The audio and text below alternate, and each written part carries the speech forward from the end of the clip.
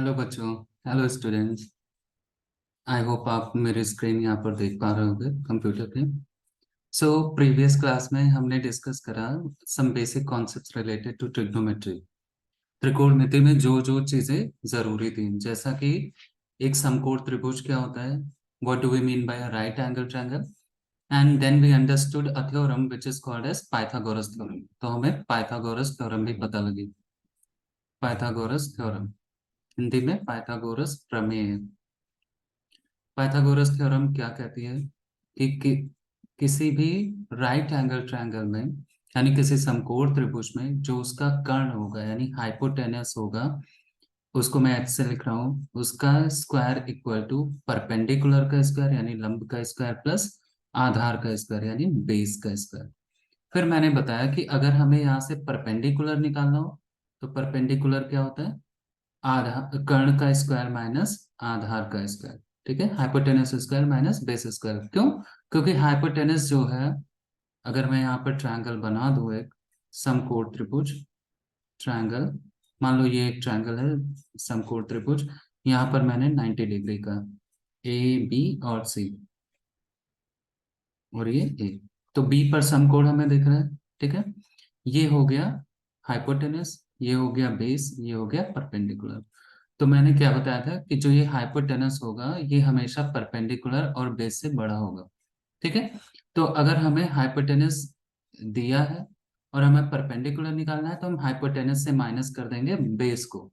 और अगर हमें बेस निकालना है, बेस स्क्वायर क्या हो जाएगा, सबसे बड़ी भुजा कौन सी होती है, कौन सी साइड सबसे बड़ी होगी, हाइपोटेनस माइनस परपेंडिकुलर का स्क्वायर, यानी तब हम यहाँ से परपेंडिकुलर को माइनस कर देंगे। इतनी चीजें हमें समझ में आई।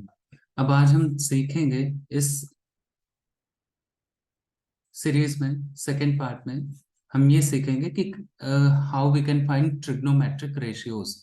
क्या हम सीखने जा रहे हैं, ट्रिग्नोमेट्रिक रेशियोज यानी त्रिकोणमितीय अनुपात, ट्रिग्नोमेट्रिक रेशियोज। हिंदी में कहते हैं त्रिकोणमितीय अनुपात, रेशियो को हिंदी में कहते हैं अनुपात।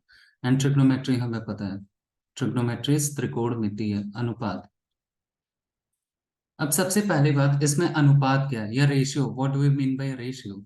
रेशियो मीन्स, अगर मैं ऐसे लिख दूं 1/2, तो क्या हम इसको बोल सकते हैं 1:2, ये रेशियो का सिंबल होता है 1:2, है ना। किसी भी चीज को ऐसा लिखा जा सकता है। अगर कुछ लिखा है 3/4 तो हम क्या कह सकते हैं, 3/4 इक्वल टू A/B लिखा है, तो हम क्या ये कह सकते हैं कि ए और बी का जो रेशियो होगा, A/B इक्वल टू क्या होगा, देखो ए के साथ क्या है 3, तो 3 रेशियो बी के साथ क्या है 4, देखो यहाँ पर बी के साथ क्या है 4, यानी 3:4। तो रेशियो मीन्स क्या, हम ये भी समझ सकते हैं कि एक तरीके से जिसको हम न्यूमरेटर और डिनोमिनेटर के फॉर्म में लिख पाएंगे। बाकी और डिटेल जब नेक्स्ट चैप्टर आगे बढ़ते जाएंगे तो हमें डिटेल भी समझ में आता जाएगा। ये सब क्लास 6, 7, 8 की बातें हैं। इतना आप समझिए कि रेशियो मतलब क्या, हम किसी भी चीज को डिनोमिनेटर और न्यूमरेटर के फॉर्म में लिख पाएंगे।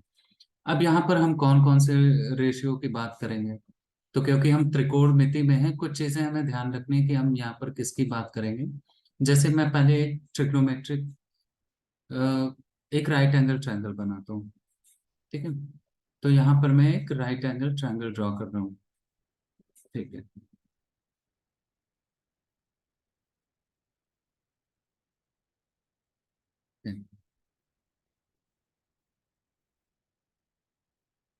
ये हो गया हमारा एक राइट एंगल ट्रायंगल, और मैं इसके वर्टेक्स यानी इसके शीर्षों के नाम दे देता हूँ ए बी और ये सी।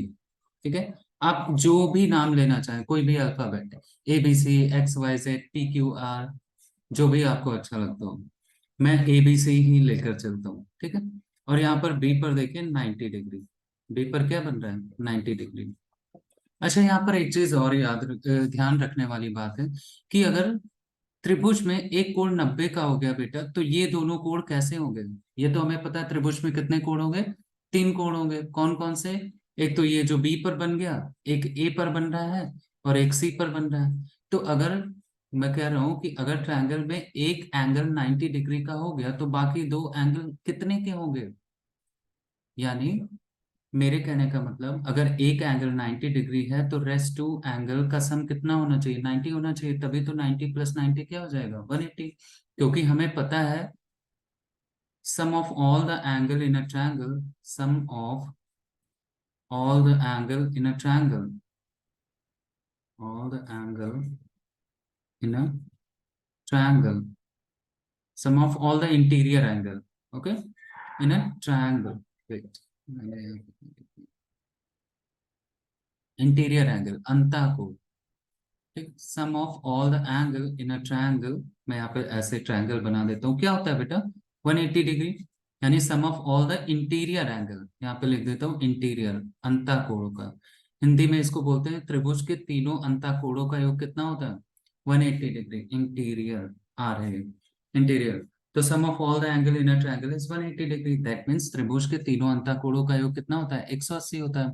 मैं कह रहा हूँ बेटा कि एक कोण तो हमें 90 दिया ही हुआ है, तो बाकी दो कोण कैसे होंगे, ये 90 से तो कम ही होंगे, है ना। ये मान लो 30 डिग्री है, अगर ए 30 डिग्री हो जाए, ए अगर 30 डिग्री हो जाए तो बी को कितना होना होगा, बी को 60 डिग्री होना होना होना होगा, है ना। क्योंकि सी, आई एम सॉरी, सी को कितना होना होगा, बी तो हमें दिया है, सी को 60 डिग्री होना होगा, बी हमें 90 डिग्री दिया ही है, ठीक है, इसको तो हम चेंज नहीं कर सकते। अगर ए हमारा 50 डिग्री हो जाए, मान लो ए 50 डिग्री, तो सी को कितना होना होगा, क्योंकि 40 डिग्री होना होगा बेटा, क्योंकि तभी तो ये 90 होगा, because we have already provided B कितना 90 डिग्री, क्योंकि बी पर तो समकोण है।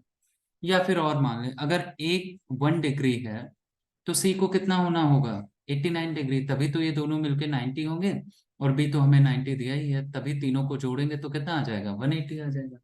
यानी अगर आप इन सारी चीजों को देखें तो ए क्या है 30 डिग्री, सी क्या है 60 डिग्री, ए क्या है 50 डिग्री, सी क्या है 40 डिग्री, ए क्या है 1 डिग्री, और सी क्या है 90 डिग्री। इससे क्या समझे, ये कैसे हैं, ये अक्यूट एंगल है। अक्यूट एंगल क्या होता है, the angle which is greater than 0 degree and less than 90 degree, that is acute angle। acute angle क्या होता है, न्यून कोण क्या होते हैं, वह कोण जो 0 डिग्री से तो बड़ा हो पर 90 डिग्री से छोटा हो, ठीक है।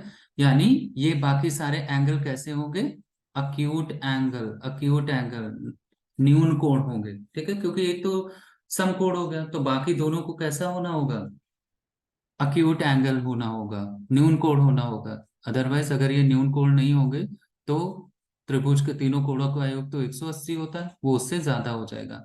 हमें ये याद रखना है कि अगर एक एंगल 90 डिग्री है बेटा, तो बाकी दो एंगल कैसे होंगे, न्यून कोण होंगे, अक्यूट एंगल होंगे, ठीक है। इतनी बात आती है समझ में।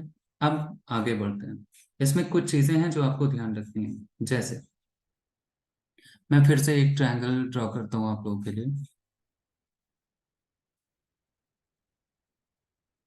मान लो एक ये ट्रायंगल है, इस बार मैं नाम बदल दूंगा, क्योंकि किसी को ऐसा ना लगे कि क्यों बार बार एक्स वाई जेड या ए बी सी ही लिया जा रहा है। तो मैं यहाँ पर नाम चेंज कर देता हूँ और मैं इसका नाम लिख देता हूँ पी क्यू आर। चलो मैंने मान लिया, ये है पी, ये है क्यू, और ये है आर।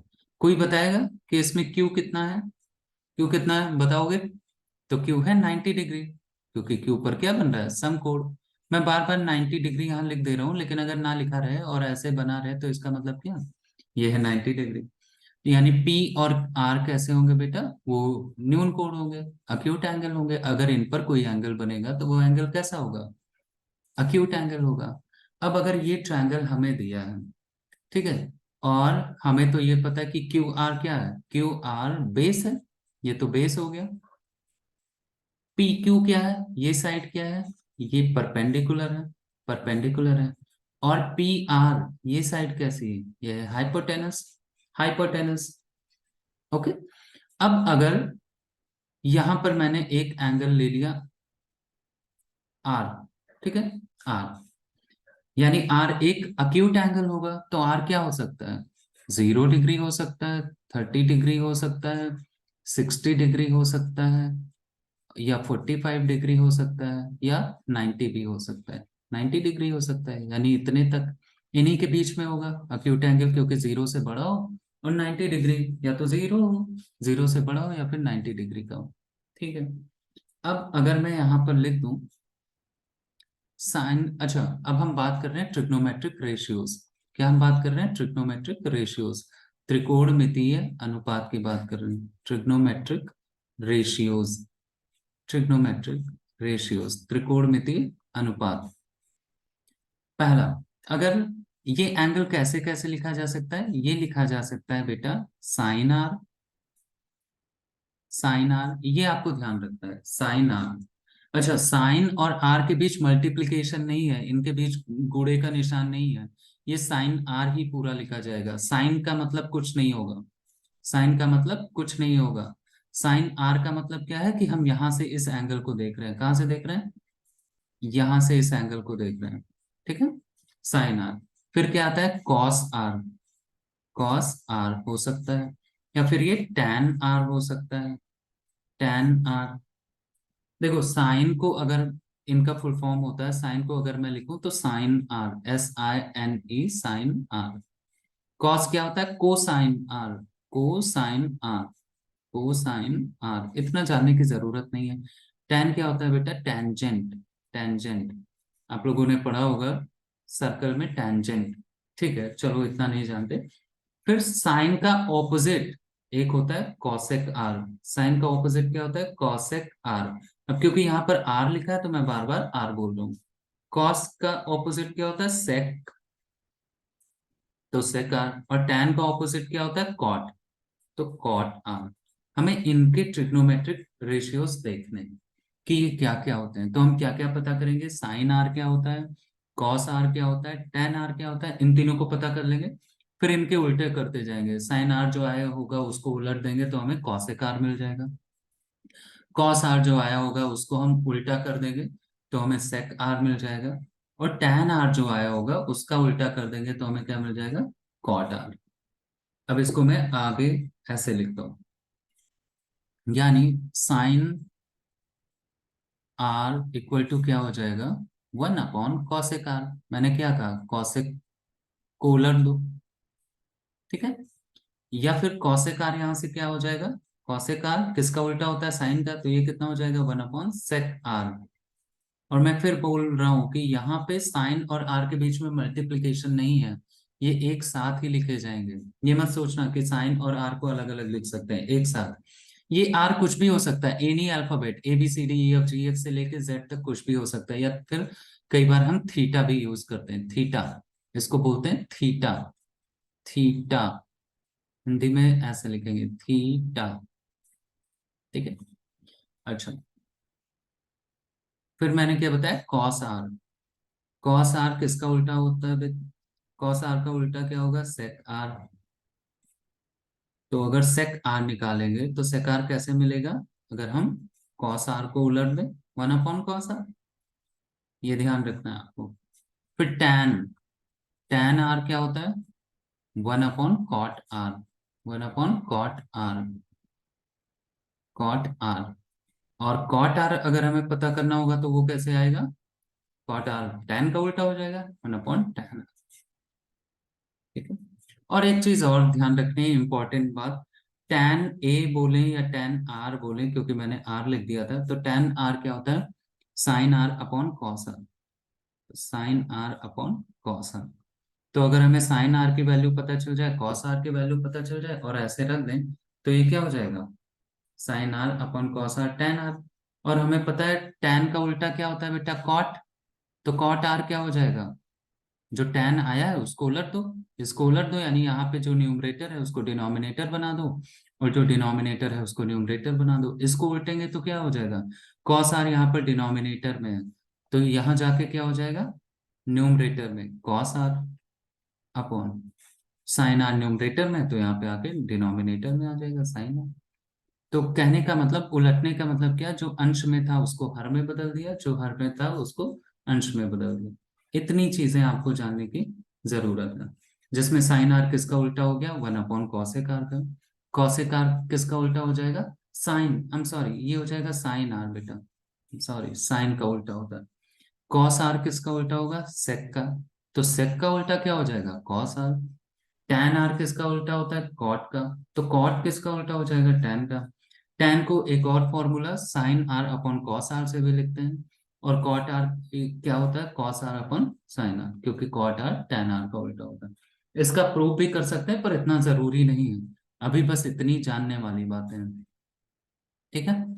और ये एक इंपॉर्टेंट चीज है कि tan आर बराबर क्या होता है, sine R upon cos are.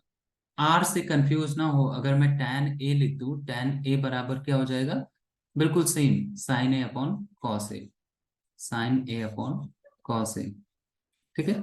इतनी बातें ध्यान रहेंगी, इतनी बातें ध्यान रहेंगी। ऑलराइट, अब एक चीज और यहाँ पर देखनी है, ट्रिग्नोमेट्रिक रेशियोज की बात कर रहे हैं, तो मैं फिर से एक ट्रायंगल ड्रॉ करता हूँ वहाँ यहाँ पर। मान लो ये एक ट्रायंगल है, राइट एंगल ट्रायंगल में ड्रॉ करता हूँ। वेट, सीधा, ठीक है। मैं इस बार ऐसा कुछ लेता हूँ, कुछ कंफ्यूज होने वाली बात नहीं, आप कहीं से भी कुछ भी ले सकते हैं, ठीक। अब मैं एंगल का नाम यहाँ पर ए बी सी ही दे देता हूँ। ए, आपको जो अच्छा लगे वो ले लो, बी और सी, सी। अब ये अगर एक 90 डिग्री का हो गया, देखो बी पर हमें क्या मिल रहा है, 90 डिग्री, मैं अंदर लिख नहीं रहा हूँ, तो ये ए कैसा होगा, न्यून कोण होगा, अक्यूट एंगल होगा, और सी कैसा होगा, अक्यूट एंगल होगा। तो ठीक है, मैं अभी ए वाले एंगल को हटा देता हूँ। ओ, मैंने ए वाले एंगल को हटा दिया, ठीक है। तो हमें कौन सा एंगल दिख रहा है, सी। अब यहां से इसका मतलब हम क्या क्या फाइंड आउट करेंगे, हम फाइंड आउट करेंगे साइन सी, ठीक है, कॉस सी, टैन सी। अच्छा, अब साइन का उल्टा क्या होता है, कॉसेक सी। यहाँ पे लिखने के बजाय मैं इसको यहाँ लिखता हूँ, साइन का उल्टा कॉसेक सी। तो ये देखो, साइन का उल्टा कॉसेक और कॉसेक का उल्टा साइन, तो कॉसेक सी। इसीलिए मैंने दोनों तरफ एरो बनाया है। हम किस पे निकाल रहे हैं, सी पे, देखो एंगल किस पे, सी पे, इसीलिए मैं हर जगह साइन सी कॉस सी टैन सी लिख रहा हूँ, और इधर कॉसेक सी। तो साइन सी का उल्टा कॉसेक सी, और कॉसेक सी का उल्टा इधर से आएंगे तो साइन सी, इसीलिए मैं दोनों तरफ, कॉस सी का उल्टा सेक सी, ओके, एंड सेक सी का उल्टा क्या हो जाएगा, कॉस सी। ऑलराइट, टैन सी का उल्टा कॉट सी, और कॉट सी का उल्टा टैन सी, ओके। ऑलराइट, ज्यादा इधर उधर की बातें नहीं करनी है, ठीक है। तो साइन का उल्टा कॉसेक, कॉस का उल्टा सेक, सेक का उल्टा कॉस, टैन का उल्टा कॉट, एंड कॉट का उल्टा टैन। अच्छा, अब हमें ये याद कैसे रहेगा, ये रेशियोज आएंगे कैसे, तो मैं दो मेथड बताता हूँ, एक हिंदी मीडियम के लिए और एक इंग्लिश मीडियम वालों के लिए। देखो, चलो हेल्प करो मेरे, ये बताओ ये कौन सी साइड है, इसको कर्ण कहते हैं, कर्ण, या फिर क्या बोलेंगे, हाइपोटेनस, हाइपोटेनस एच। ये क्या है बेटा, ए बी, ए बी क्या है, लंब, या फिर इसको क्या बोलते हैं, परपेंडिकुलर, बी। और सी बी क्या है, या बी सी क्या है, सी बी बोलो या बी सी बोलो, ये क्या है, बेस, यानी आधार, ठीक है। अब देखो, याद करने का तरीका मैं बताता हूँ, अगर साइन सी कोई पूछे, साइन सी, ठीक है। अब इसको साइन सी मैं लिखता हूँ, इधर देखो साइन सी मैंने लिखा, साइन सी, साइन सी होता होता है बेटा लंब बटे कर्ण, लंब बटे कर्ण।